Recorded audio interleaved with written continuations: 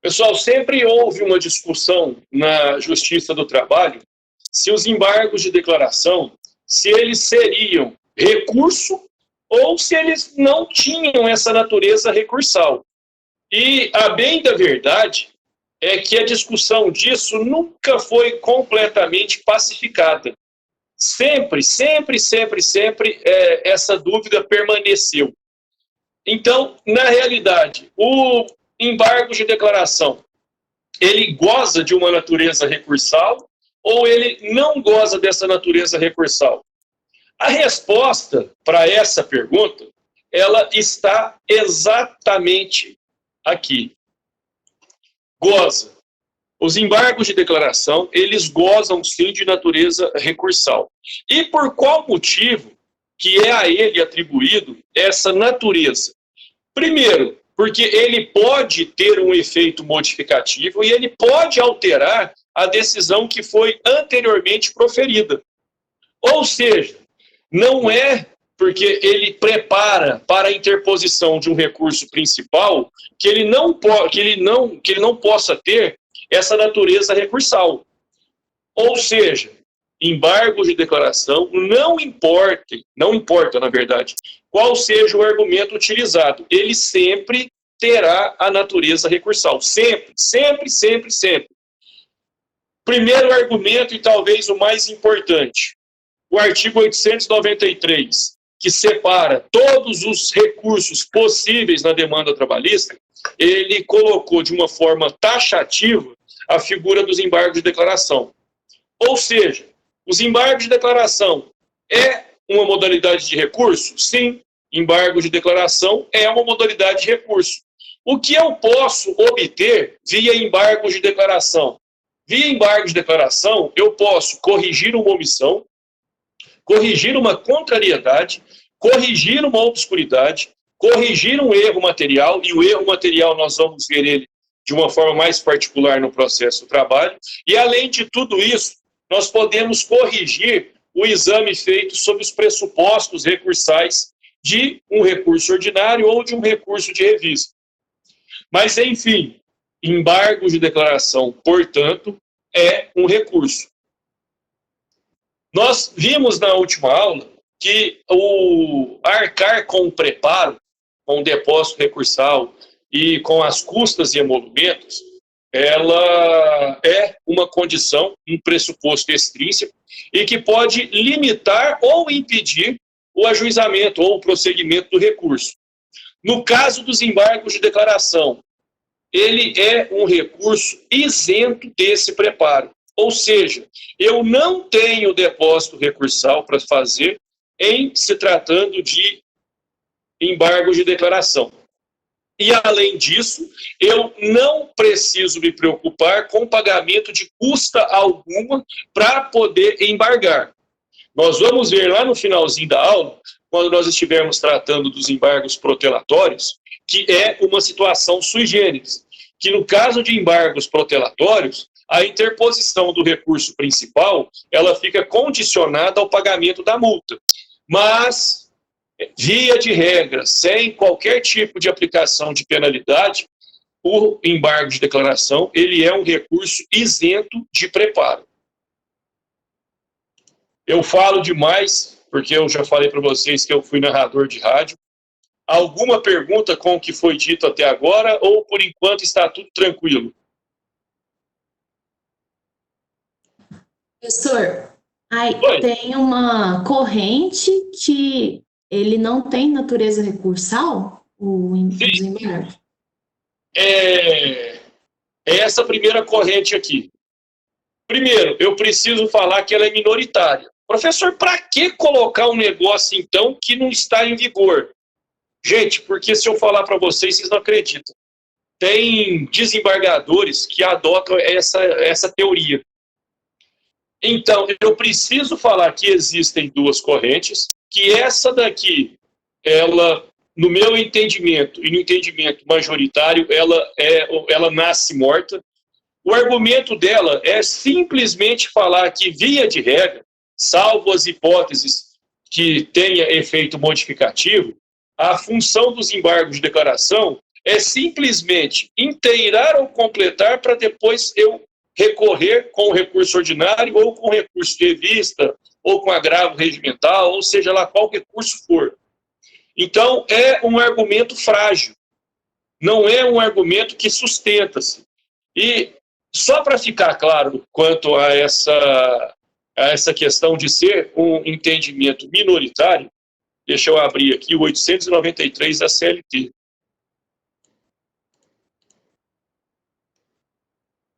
Se eu não compartilhar com vocês, aí fica mais difícil.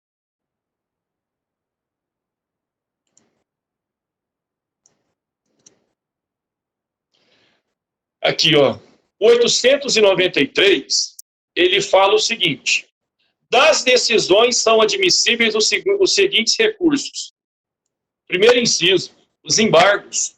Então, eu não tenho que discutir com essa corrente minoritária. Ah, mas o desembargador acha que os embargos de declaração não é recurso. Aí, o problema não está conosco. O problema está com esse Deus embargador que precisa rever o seu entendimento e entender que o mundo não gira em torno do seu umbigo, como dizia minha avó.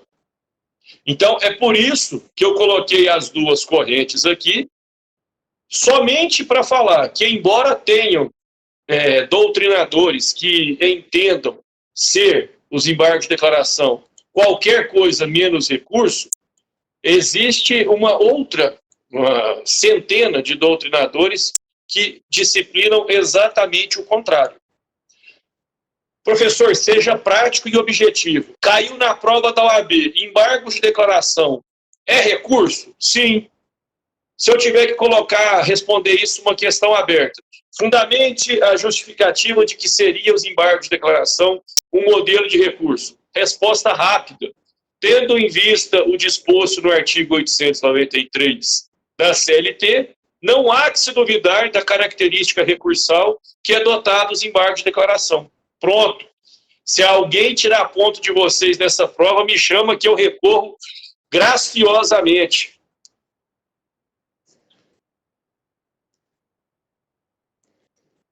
Ficou claro ou eu não entendi a sua pergunta?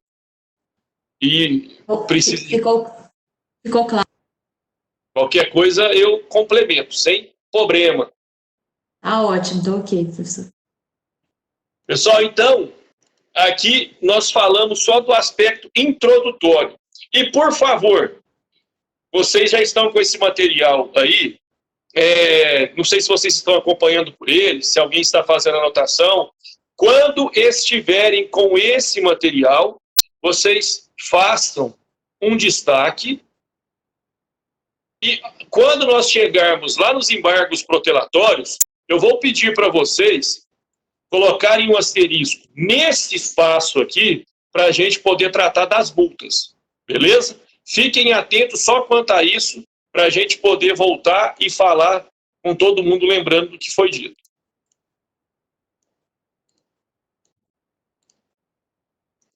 Onde eu encontro a previsão legal dos embargos? Tanto na CLT quanto no CPC.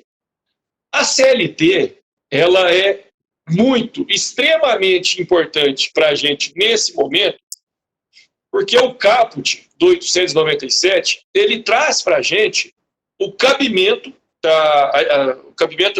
a hipótese de cabimento dos embargos, ela traz o prazo para a sua interposição e, acima de tudo, ela coloca quais são os efeitos possíveis. Então, vamos lá. Caberão, vou destacar cada item relevante com uma cor. Então, caberão embargos de declaração. Beleza, professor, os embargos eles serão opostos contra qual tipo de decisão? Contra sentença ou acórdão. Em qual prazo? No prazo de 5 dias, devendo o seu julgamento acontecer na primeira audiência ou sessão subsequente à sua apresentação, registrado na certidão, admitido. Então, eu admito o efeito modificativo da decisão. Mas esse efeito modificativo da decisão, ele será possível em quais hipóteses? contradição do julgado, manifesto equívoco ou nos casos de omissão. Então, vamos lá. Analisando o caput do 897, por conta desses destaques que eu fiz. Os embargos, eles podem ser opostos contra qual tipo de decisão? Sentença ou acórdão. Qual que é o prazo para oposição dos embargos de declaração? 5 dias. Beleza. Essa parte do seu julgamento, ela é bonita no texto de lei. Na vida prática, isso nem sempre acontece. Além do efeito de corrigir a decisão, é cabível o efeito modificativo? Sim. Quanto que pode ter uma alteração dessa decisão? Quando que eu posso ter o efeito modificativo dessa decisão? Quando a sentença for omissa, quando essa sentença for contraditória ou quando a decisão não analisar da forma correta os pressupostos extrínsecos do recurso. Então, aqui, nós desmembramos como deve ser a análise desse recurso propriamente dito. Então, vamos lá. Os embargos de declaração. É um recurso? É um recurso. Ele é um recurso que cabe contra o quê? Sentença ou acordo. Então, vamos começar a discussão por aqui. Eu posso, por exemplo, pleitear, opor embargos de declaração contra despacho saneador? O que vocês acham? Alguém que queira responder? Não. Posso opor embargos de declaração contra decisão interlocutória?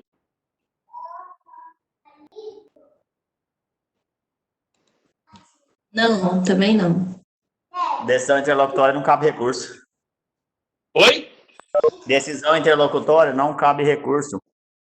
Esse era o ponto que eu queria chegar. A decisão interlocutória, ela não cabe recurso. Mas pensem aquela decisão interlocutória que um magistrado vai dar quando houver a arguição de exceção de incompetência territorial. Pensem o seguinte exemplo. O processo está lá em Goiás, a parte arguiu exceção de incompetência territorial, pedindo para que o processo fosse mandado para Uberaba. O magistrado lá de Goiás, ele entendeu cabível a incompetência e determinou a remessa para cá. Se porventura houver omissão, contradição, obscuridade, erro material, nesse despacho que acatou a exceção de incompetência, nessa hipótese, caberia embargo de declaração?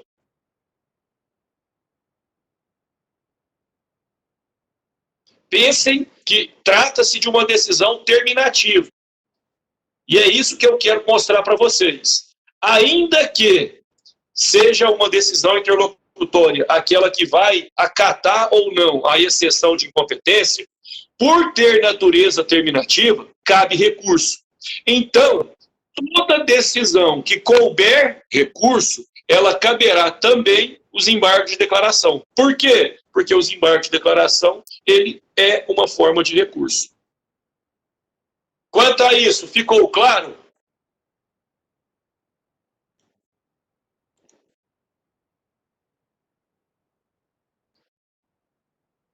Se não ficou claro, eu explico novamente.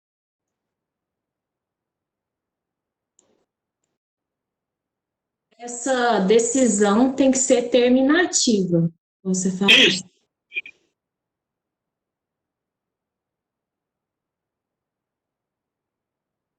Sendo terminativa, cabe o embargo de declaração. Beleza? Prosseguindo.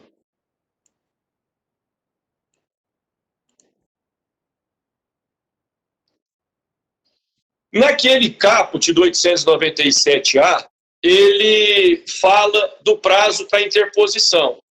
5 dias contados da publicação. Nós já estudamos no aspecto de tempestividade que o recurso ele pode ser interposto, no caso dos embargos. O recurso pode ser oposto então é oposição e não interposição, no prazo de 5 dias. Lembrando que eu estava falando que somente será intempestivo aquele recurso que for protocolado fora do seu prazo, depois de exaurido o prazo final. Beleza. Os embargos de declaração, ele taxativamente foi considerado como recurso. Então, eu tenho o prazo para contrarrazoar esse recurso? Aí é que está. Eu só terei o prazo para contrarrazões se houver efeito modificativo. Se não houver efeito modificativo, não tem que ser dado prazo para contrarrazões. E isso está onde, professor? Isso daqui está lá no parágrafo 2º do 897. 897, parágrafo 2º, ele fala...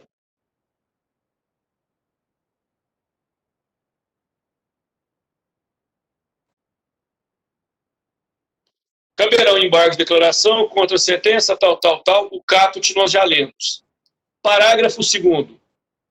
Eventual efeito modificativo dos embargos de declaração somente poderá ocorrer em virtude da correção de vício na decisão embargada e desde que a ouvida a parte contrária no prazo de 5 dias, no prazo de 5 dias. Ou seja, é possível, então, a manifestação da parte contrária? Sim, é possível a manifestação da parte contrária. Em que hipóteses essa parte contrária ela manifestará? Ela vai manifestar quando houver o efeito modificativo. Professor, e se não tiver efeito modificativo? É dispensável. Então, sejamos práticos. Os embargos de declaração, ele já nasceu sendo uma exceção à uniformização do prazo, tendo em vista que ele não vai ser oposto no prazo de 8 dias, e sim no prazo de 5. E, ao mesmo tempo, ele é uma modalidade de recurso que nem sempre vai permitir a manifestação da parte contrária. Por quê? Em nome da celeridade. Se não houver hipótese de modificação da sentença, não faz sentido eu perder tempo pedindo para que a parte contrária manifeste antes de levar esse processo adiante. Ou seja, somente será ouvida a parte contrária se houver a possibilidade do efeito modificativo. Professor, e nessa hipótese aqui, é obrigatório a oitiva? Sim, sob pena de nulidade da decisão. Isso daqui acontece pelo argumento do cerceamento de defesa. Eu não posso dar uma decisão que possa afetar a parte contrária sem que ela seja chamada ao processo para poder responder às suas perguntas. Então, sempre que houver a possibilidade de efeito modificativo, deverá ser aberto à parte contrária o prazo para poder manifestar. E se eu tenho prazo de 5 dias para oposição, qual que é o prazo para manifestação? 5 dias. São 5 dias para recorrer e são 5 dias para poder impugnar ou contrarrazoar esse recurso. Podemos prosseguir?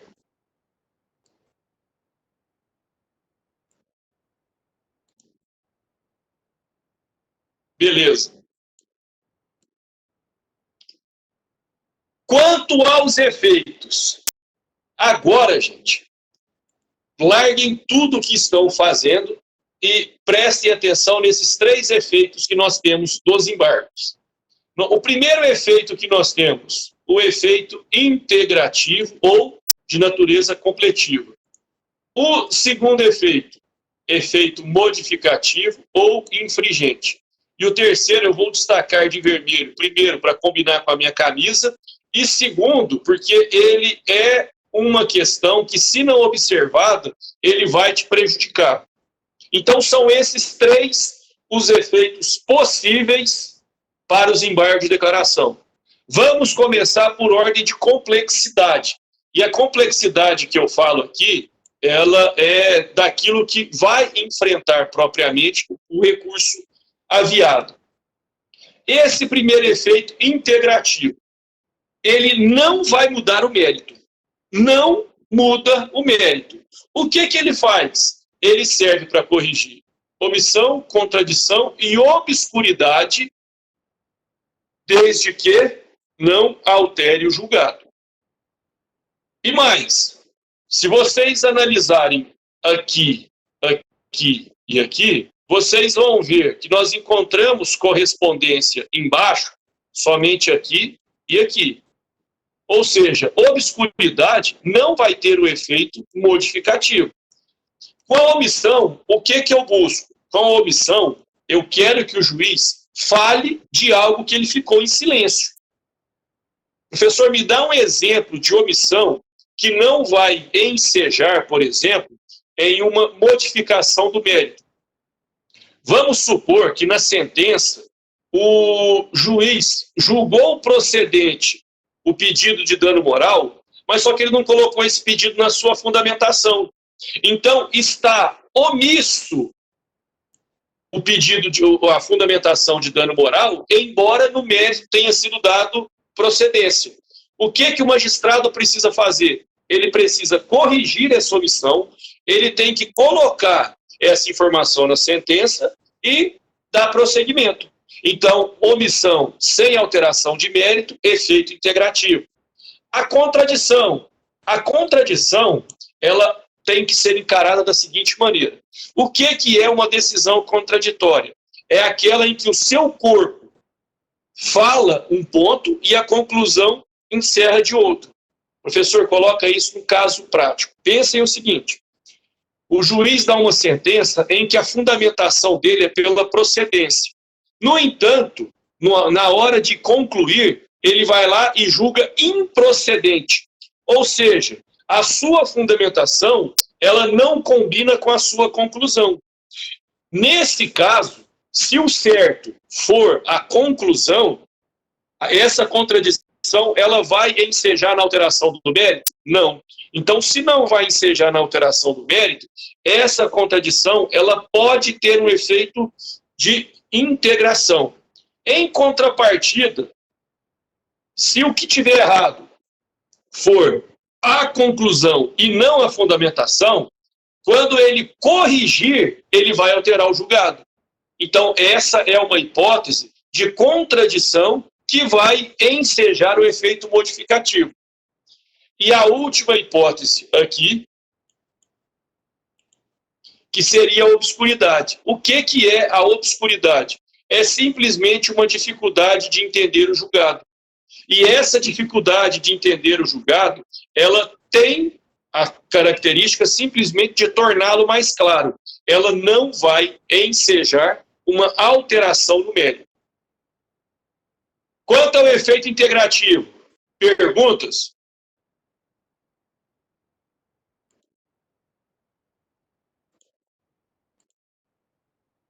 Então, vamos para o efeito modificativo. Uma omissão que pode ensejar uma modificação do julgado. Essa é simples. Na minha petição, eu pedi a condenação em honorário de sucumbência. O magistrado não se manifestou quanto a isso. Então, a sentença dele foi omissa quanto à condenação em honorários. Quando eu embargar esse meu embargo, ele vai ter a possibilidade de modificar o julgado? Vai. Então, se ele tem a possibilidade de modificar o julgado, tem que ser aberto prazo para a parte contrária. Aquele exemplo que eu dei da contradição. Se essa contradição da sentença servir para alterar o mérito, eu tenho que abrir o prazo para a parte contrária? Tenho. Por quê? Por conta da natureza modificativa. E o que viria a ser esse equívoco nos pressupostos extrínsecos do recurso? Aqui seria o seguinte. Pensem que eu fiz o meu RO. No momento que o juiz analisou o meu RO, ele falou que determinado pressuposto, o preparo, estava ausente. Só que aí eu demonstrei para ele que ele não analisou a guia que eu juntei. Ou seja, houve um equívoco no julgamento da decisão dele e esse equívoco me prejudicou. Então, antes de agravar, eu posso opor os embargos de declaração para corrigir esse erro no exame. Professor, e se não for um erro de exame, for simplesmente uma hipótese em que o juiz não admite o seu recurso? Aí você tem que atacá-lo com agravo de instrumento e não mais com os embargos de declaração. Sobre o efeito modificativo, alguma dúvida?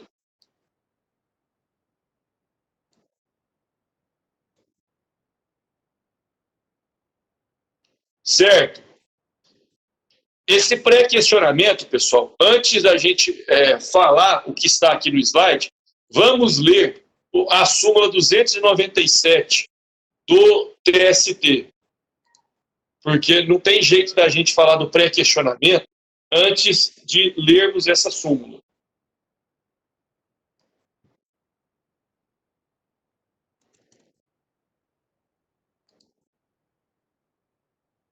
Então, o que fala a súmula 297? Pré-questionamento, oportunidade, configuração. Disse pré-questionada a matéria ou questão quando na decisão impugnada haja sido adotada explicitamente tese a respeito. Incumbe à parte interessada, desde que a matéria haja sido invocada em recurso principal, opor embargos declaratórios, objetivando o pronunciamento sobre o tema sob pena de preclusão.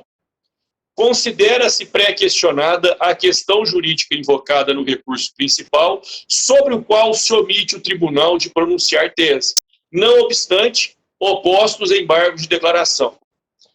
Antes da gente voltar aqui para essa... Antes da gente voltar para essa tela, vem aqui. O que então seria esse pré-questionamento? Vamos lá, vamos fazer um apanhado de recursos que tenham natureza extraordinária. Na Justiça do Trabalho, nós temos um recurso extraordinário que ele não vai rediscutir mérito e provas, que é o recurso de revista. Esse recurso de revista, ele será cabível a grosso modo, muito a grosso modo, porque os requisitos dele são muito mais extensos. Quando houver ofensa à súmula, à jurisprudência do TST, à Constituição Federal e à lei federal. Então, eu preciso pré-questionar, e pré-questionar é demonstrar que está havendo nesse julgado o descumprimento de preceito legal, de preceito constitucional, o julgamento está em dissonância ao entendimento majoritário do TST, eu preciso pré-questionar isso, e pré-questionar é simplesmente apontar esse erro que eu já estou tratando, e sem esse pré-questionamento, eu não consigo levar o meu recurso extraordinário para o TST. Pois bem, entendemos o que é pré-questionamento. A partir daí, vamos voltar aqui para o Google Chrome pelo seguinte. Olhem esse aspecto aqui. Primeiro, tem que ter sido invocado no recurso principal. Ou seja, se eu estou falando que a manifestação adotada no acórdão, ela não está condizente com o tribunal, eu tenho que ter colocado isso aonde? No meu recurso ordinário. Aí, quando do julgamento do meu recurso ordinário e o tribunal não acatar essa tese, eu preciso opor embargos declaratórios. Por quê? Porque somente mediante embargos declaratórios é que eu posso fazer o pré-questionamento. E se porventura eu não fizer esses embargos, ocorre a preclusão. Ou seja, eu preciso debater essa tese no meu recurso, eu preciso pré-questionar via embargos declaratórios, e se eu não o faço, precluir o meu direito. Não vou poder pré-questionar depois e, consequentemente, o meu recurso de revista ele não será admitido. E mais, Esse pré-questionamento, ele precisa de um julgamento do tribunal ou basta ele acontecer? O terceiro inciso, ele responde isso. Aqui, ó. Considera-se pré-questionada questão invocada no recurso principal, sobre a qual se omite o tribunal, não obstante a oposição de embargos. A redação fica meio confusa, mas é o seguinte: ainda que, mesmo provocado via embargo de declaração, o tribunal não se manifestar sobre essa tese, já está pré-questionado. Ou seja, o que eu gostaria que vocês anotassem, deixa eu voltar aqui, que eu acho que dá até para eu anotar. O que eu gostaria que vocês anotassem? E anotassem aonde? Nesse ponto. Aí que eu estou apanhando. Nesse ponto aqui.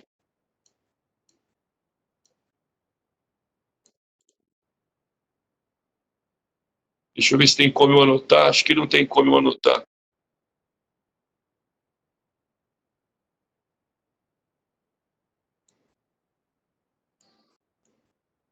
Não tem como eu anotar. Eu gostaria que vocês anotassem embaixo aqui.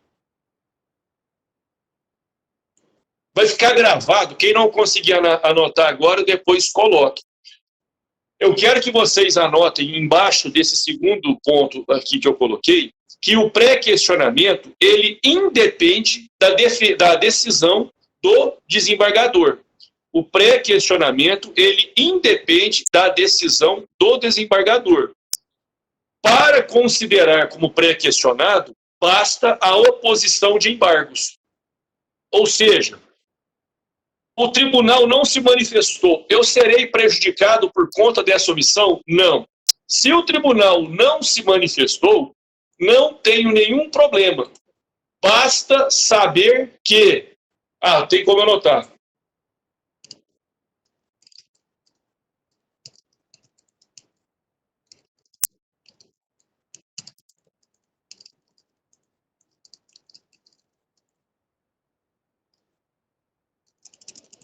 Gente, eu não estou vendo aqui.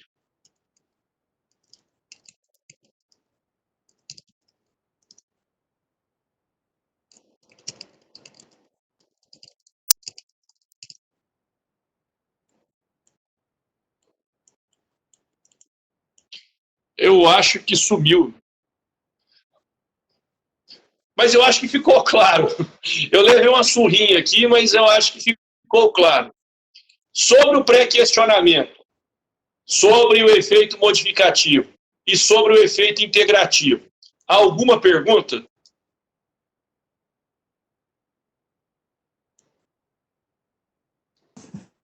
Professor?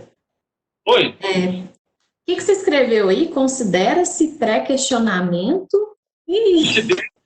Questionado a matéria com a simples oposição dos embargos, ainda que não decida nada ou ainda que não seja julgado pelo magistrado. Não está certo.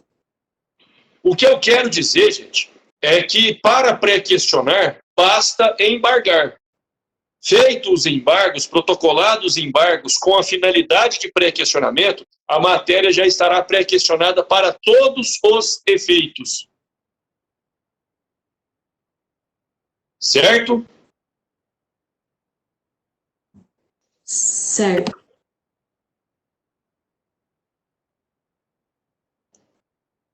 Se não tem perguntas, prosseguimos. Na última aula, nós falamos do juízo de admissibilidade. No entanto, os embargos de declaração, eles serão opostos e eles serão julgados pelo mesmo juiz. Ou seja, eu não tenho aquele duplo juízo de admissibilidade.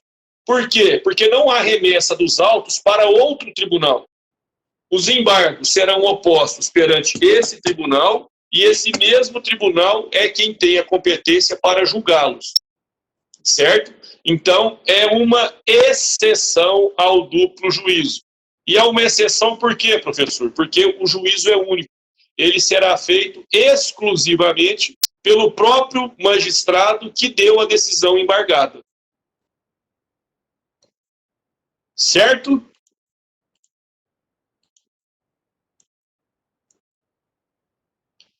Agora é que são elas. Os embargos, eles interrompem o prazo para interposição de recurso? Nós aprendemos que sim. A mera interposição, não, estou falando de interposição, gente, eu peço desculpa por cada interposição que eu tenha dito.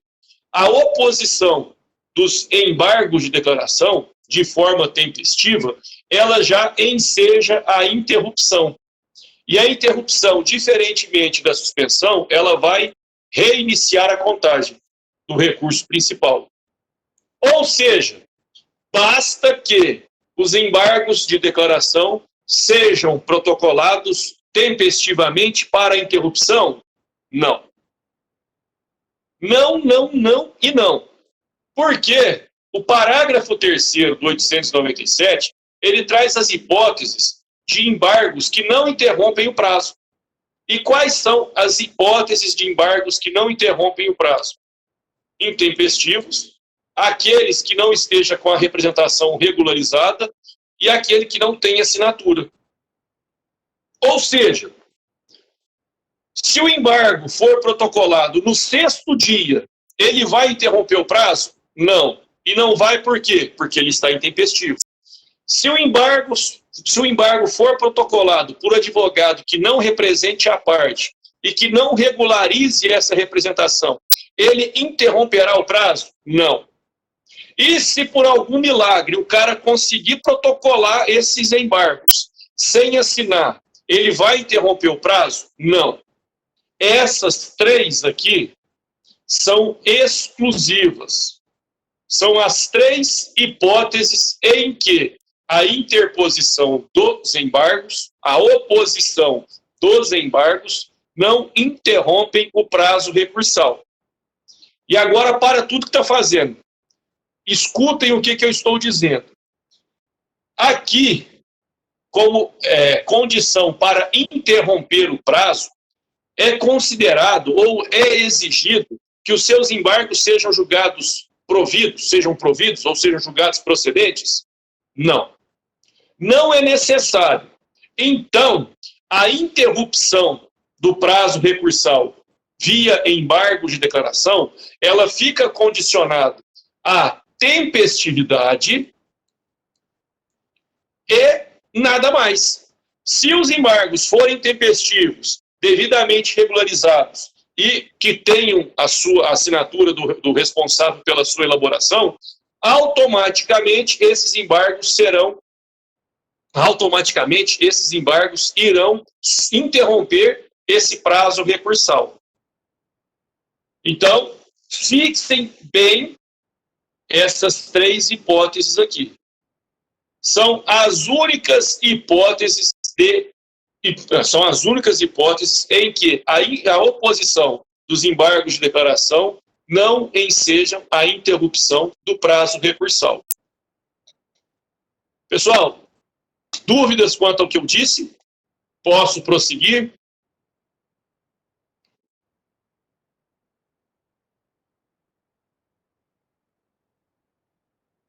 Chegamos, então, agora aos embargos protelatórios.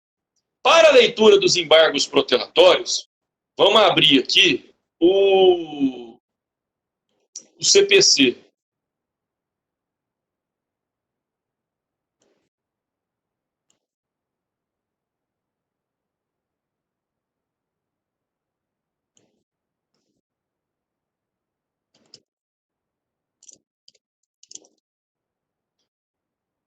O 1026 nos interessa a partir do parágrafo 2º. Os embargos não possuem efeito suspensivo e interrompem o prazo para interposição do recurso. Parágrafo 2º. Quando manifestamente protelatórios os embargos de declaração, o juiz ou tribunal, em decisão fundamentada, condenará o embargante a pagar ao embargado multa não excedente a 2% sobre o valor atualizado da causa. Parágrafo 3º. Na reiteração de embargos de declaração manifestamente protelatórios, a multa será elevada até 10% sobre o valor atualizado da causa e a interposição de qualquer recurso ficará condicionado ao depósito prévio do valor da multa, à exceção da Fazenda Pública e do beneficiário de gratuidade de justiça, que recolherão ao final. E o parágrafo 4º, não serão admitidos novos embargos de declaração se os dois anteriores houverem sido considerados protelatórios. Daqui, o que eu preciso destacar? Primeiro, do parágrafo 2º. Aqui é o primeiro embargos de natureza protelatória. Qual é a consequência para o primeiro embargo protelatório? Condenação do embargante ao pagamento de uma multa de 2% sobre o valor da causa. Ótimo. Qual é a condenação ou a sanção para aquele que opor o segundo embargo protelatório? Então, reiteração, embargos protelatórios, multa elevada a até 10% sobre o valor. E a interposição de recurso fica condicionado ao depósito prévio do valor da multa. Então, vamos lá, vamos voltar lá no começo, quando eu falei que os embargos de declaração, ele é um recurso isento de preparo. Mantém o que eu disse. No entanto, na hipótese de protocolar um segundo embargo que tenha sido reconhecido protelatório, você só vai poder interpor o recurso principal se você pagar essa multa. Se você não pagar essa multa, e se você não for à Fazenda ou beneficiário de justiça gratuita, o seu recurso somente vai subir se você fizer esse pagamento. Se não pagar, não sobe. E o parágrafo 4º, eu posso tentar um terceiro embargo? Não. Por quê? Porque a partir do meu segundo embargo, que tenha sido considerado protelatório, eu já não vou poder mais opor embargo algum. Ou seja, a sanção para embargos protelatórios, ela é de natureza pecuniária no primeiro momento, e na reiteração, ela se transforma em um prejuízo processual, porque eu terei diminuído as minhas ferramentas para poder rebater aquela lesão. Ou seja, depois do meu segundo embargo de declaração protelatório, aquele juízo ele não vai receber novamente os meus embargos. Por quê? Porque eu já tentei atrasar 2 vezes. Então eu estou sendo punido por conta da minha atitude temerária. Aí agora, eu vou fazer uma pergunta, e essa pergunta aqui, deixa eu até fazer diferente.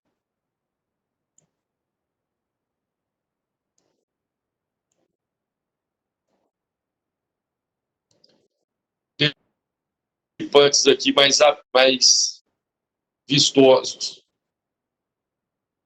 Valendo meio ponto agora. Os embargos protelatórios, eles interrompem o prazo recursal? Abram, respondam, por favor. Não. Eles suspendem. Alguém com outra resposta?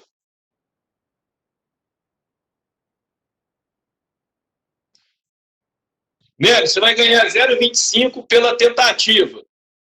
Os embargos protelatórios, eles interrompem sim. Eles entram nessa regra aqui. Os embargos, eles podem até ser protelatórios, mas eles foram protocolados tempestivamente? Foram. Aí você lembra que a decisão dos embargos, ela é indiferente para a questão da interrupção do prazo? Então, ainda que ele, na decisão, seja reconhecido como protelatório, ele ensejará a interrupção. Qual é a chance de embargos protelatórios não interromperem o prazo? quando eles forem intempestivos, quando eles não estiverem devidamente representados ou quando esses embargos forem apresentados sem assinatura. Ou seja, o embargo protelatório protocolado dentro do prazo, ele vai sim interromper a contagem do prazo recursal. Interessante isso, né? Todo mundo entendeu? Ficou claro?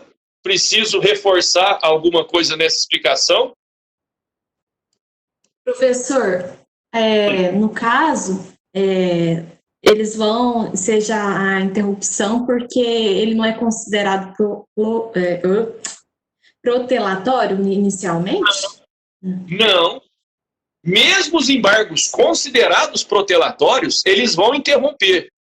A punição desses embargos protelatórios, ela fica ligada ao quê? A essa multa e a essa condição e a essa condição. Ou seja, os embargos protelatórios, eles não serão punidos duas vezes. A punição para ele vai ficar apenas pecuniária ou processual. Mas a interrupção é um direito que ninguém vai tirar dele.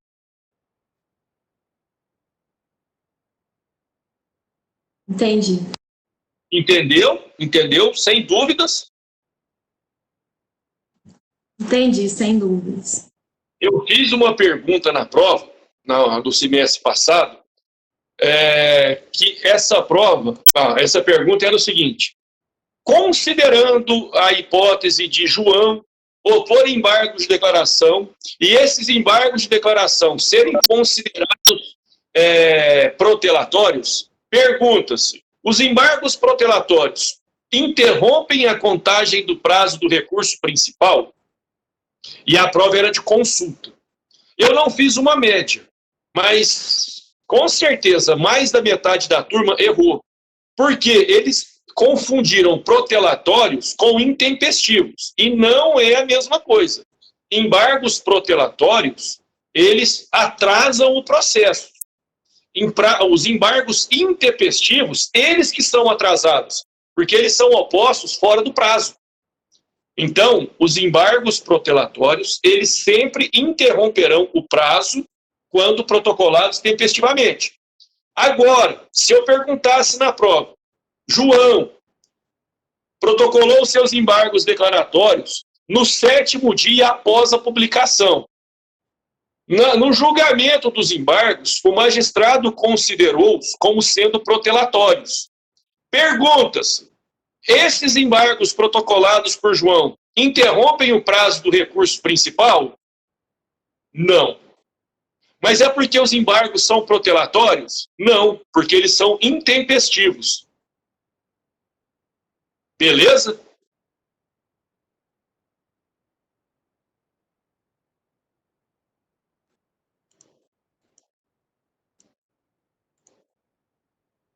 E aqui, gente, a gente já está caminhando para o final. Eu fiz esse quadro para poder ficar mais claro o estudo dos embargos de declaração. Qual é a previsão legal que permite o seu cabimento? 897-A e no CPC do 1022 ao 1026. O recurso de embargos, eles ficam condicionados ao recolhimento do preparo? Não. No entanto, eventual multa, ela impede a interposição de novos recursos antes do seu pagamento. Sobre as hipóteses de cabimento, eu tenho 3. Para integrar, para modificar ou para pré-questionar. Quanto à admissibilidade, feita por um único juízo, o mesmo juiz que admite, julga. Ou seja, o mesmo juiz que proferiu a decisão embargada é ele que vai julgar os embargos. Qual é o prazo para a oposição dos embargos? 5 dias. Se houver possibilidade de efeito modificativo, qual o prazo para a outra parte manifestar? 5 dias. E uma pergunta que me ocorreu aqui. Um embargo que ele tenha sido oposto exclusivamente com a finalidade de pré-questionamento, ele interrompe a contagem do prazo do recurso principal? Sim, ele interrompe a contagem do prazo do recurso principal, desde que seja tempestivo.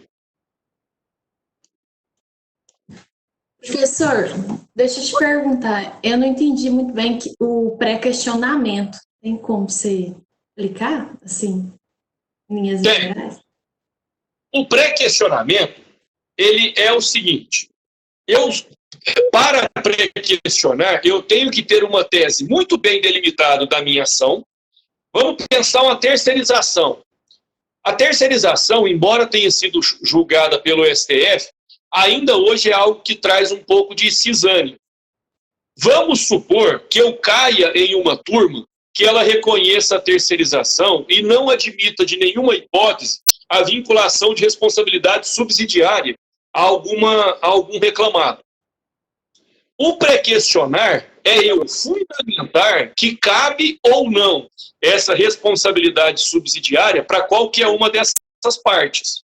Aí, como que eu demonstro esse pré-questionamento? Nos meus embargos de declaração, eu tenho que vir e falar: opõe-se embargo de declaração com finalidade exclusiva de pré-questionamento. Aí eu coloco lá: ressalta-se no item que trata sobre a responsabilidade do tomador de serviço quanto ao cabimento da responsabilidade subsidiária. Isso é o pré-questionamento. Aí, o tribunal, manifestando ou não quanto a esses embargos, já estará pré-questionada essa matéria. Entendeu? Entendi.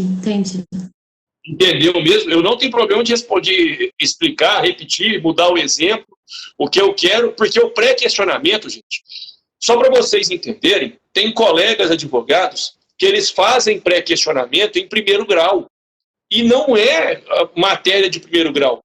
Pré-questionamento você tem que fazer em acórdão. Eu não preciso pré-questionar uma matéria aqui, porque para o meu recurso ordinário, o pré-questionamento não é um pressuposto extrínseco.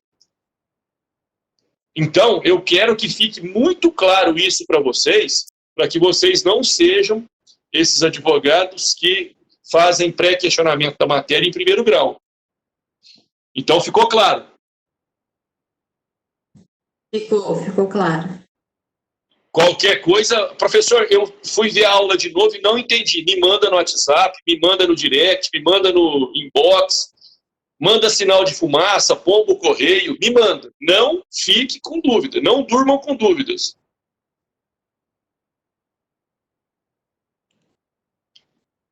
E o último dos moicanos, ou o último dos slides, são os efeitos possíveis oriundos dos embargos de declaração.